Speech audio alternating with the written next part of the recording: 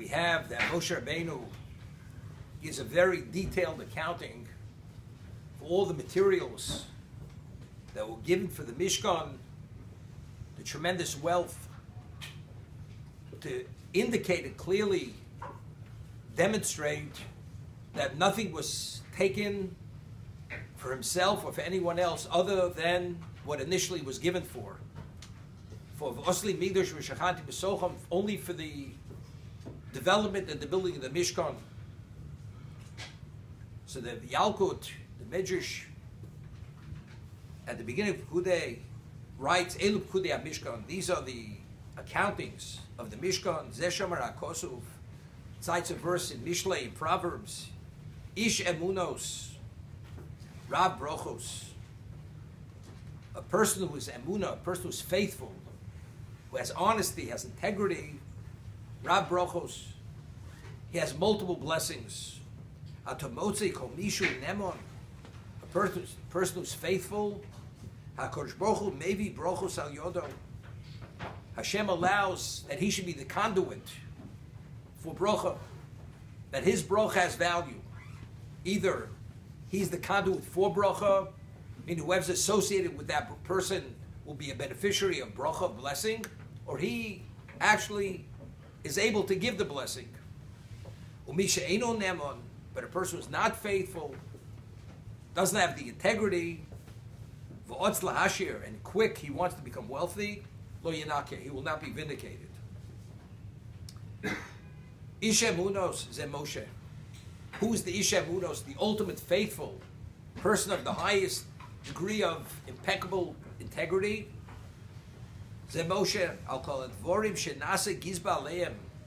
All the various materials that he was the administrator, the overseer, Hoyim is Borchim Al Yodo. Everything he was associated, generated the most advanced level of brocha. Lomo, why? Shu Nemon, because he was Nemon, because he was faithful. The Otz Lahasher, the one who was quickly to become wealthy. Ze Korach, this was Korach, Shu Levi, Ubikesh, Od Litel Kuna Gedola.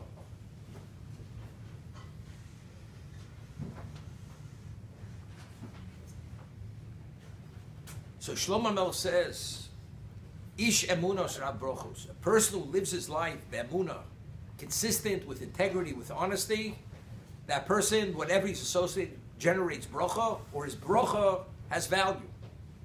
The question is why? Always mention Emet Maral. A person who's dovek, who truly cleaves to Hashem, Chaim Kulchem Hayom, that person has living vibrancy. So he explains that what is the source of all life, of all existence? God himself. So if you cleave to the source of life, Chaim Kulchem Hayom, you continue to live. You have life at the most advanced qualitative level. Because you're connected to the source of all existence at the purest level. This is how the Maharal explains it. The Gemara tells us that that God's signet is truth. And we know there's a mitzvah, there's a pasuk v'alachta b'drochav. You should walk in the way of God. We should emulate God. Ma'hu af rachum, he's merciful. You should be merciful. Ma'hu chanun, he's mal b'shalumim, he clothes the naked, he buries the dead. So in whatever context we emulate him, because the greater the degree of commonality we have, the greater level of compatibility we have with him. So if we emulate him, there's a greater commonality, likeness, so we're compatible. So we're able to cleave, to attach to him.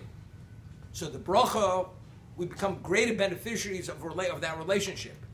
So if we say Chosom Shel HaKadosh Baruch Hu is emes, that the signet of God is emes, is truthful, is truth. So if a person lives a life of truth, of ne'emonus, he's faithful, he's consistent in everything he does, he's the Rab Brochos. He generates the greatest level of bracha. We find the Torah describes the Aron, that the Aron was made of 3 boxes. The outer box and the inner box were made of gold. We know that the Aron was the repository for the luchos, the broken luchos in the Torah. It was the repository for emes. So the Gemara tells us that Talmud Chacham she'eino tochel kebaro eino Talmud Chacham, that a Talmud Chacham was not fully consistent on the inside, on the outside. He's not fully genuine in regard to the Torah that he studies. He's not a Talmud Chacham. What's a Talmud Chacham?